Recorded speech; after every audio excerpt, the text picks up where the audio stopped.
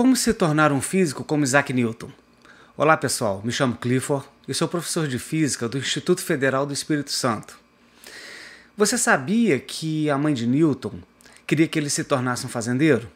Pois é, ele tinha apenas 16 anos na época e se ocupava construindo modelos de moinhos de vento e relógios de sol para tirar da sua mente a agricultura. Afinal de contas, era uma ocupação que ele odiava e não queria de forma alguma ser um fazendeiro, tornar-se um fazendeiro. Newton era uma criança prodígio?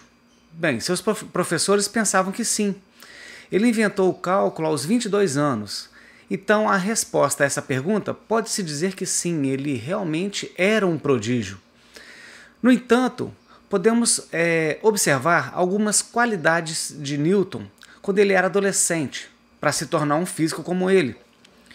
Uma dessas qualidades era que Newton era muito mais curioso do que seus colegas de escola. Ele sempre quis chegar ao fundo das coisas e nunca desistiu antes de sanar sua curiosidade. No entanto, isso às vezes faria com que ele acabasse sozinho. Em uma tarde de verão, quando ele estava descansando à sombra de uma macieira, lá na sua fazenda, lembre-se que ele nunca quis ser um fazendeiro. Pois bem, todos já devem ter ouvido falar dessa história, que uma queda de uma maçã, encorajou Newton a investigar a força da gravidade. Mas por acaso essa foi a primeira vez que as coisas caíram no chão? Não. Milhões de pessoas já haviam visto uma maçã cair antes de Newton, mas ninguém nunca se preocupou em perguntar por que isso acontece, ou como que isso acontecia. Essa atitude questionante é a marca registrada de um físico ou de qualquer cientista. Pode não haver respostas imediatas para a maioria de suas perguntas. No entanto, quando todas as outras pessoas desistem de persegui-las, o cientista continua a cavar mais fundo. Afinal, é um jogo. Já dizia Feynman, há um prazer em descobrir as coisas. Mas como alimentar essa curiosidade? Simples, experimentando. Os experimentos vêm em dois tipos, teórico ou prático, e Newton era muito bem versátil em ambos. É por isso que ele não apenas desenvolveu algo tão complexo como o cálculo, mas também o disco de Newton, esse aí da imagem. Mais uma vez, a ideia foi inspirada pela própria natureza. Newton ficava hipnotizado sempre que via o arco-íris sobre sua casa.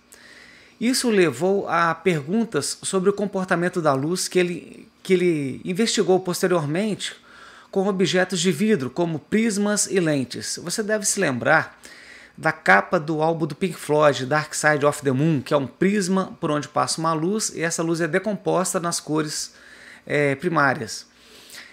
Newton era um observador aguçado das coisas. Então ele sempre carregava cadernetas de bolso para registrar quaisquer atividades interessantes do dia a dia. Depois que ele obteve seu diploma de bacharel em 1665, a universidade fechou as operações devido à grande praga que assolou a Europa, aquela conhecida como peste negra, né? Que foi uma epidemia de peste bubônica. Você também já deve ter ouvido falar sobre isso.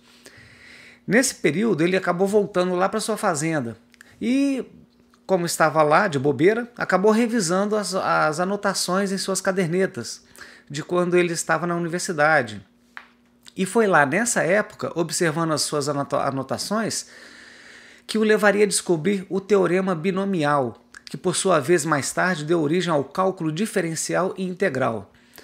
Newton também havia registrado a vida e o trabalho de importantes filósofos anteriores, como Descartes, Kepler e Galileu. Portanto, o seu ditado mais famoso foi aquele: se eu vi mais, foi por estar apoiado no ombro de gigantes. Newton tinha grande prazer em anotar e descrever as coisas, além de desenhar. Fazer anotações garantiria que ele não perdesse nenhuma boa ideia. Por exemplo, esse aí é um desenho original do telescópio refletor de Newton. Newton passaria a maior parte do tempo sozinho, pensando. Grande parte da civilização humana hoje é construída sobre as ideias e os desenhos de Newton. nós aproveitamos as nossas vidas às custas dele. Claro que para se tornar um físico, nós temos que passar pela faculdade e períodos de estudo rigorosos. Mas podemos aprender com Newton que as ideias estão em toda parte, esperando apenas para serem anotadas e desenhadas. Ele disse: "Para mim mesmo, sou apenas uma criança brincando na praia, enquanto vastos oceanos de verdade não são descobertos diante de mim." Então, que tal imitar a curiosidade infinita de Newton? Adotar a sua abordagem e experimentar no próprio quintal de sua casa? Pois quem sabe o que é possível? Espero que tenha gostado. Até a próxima!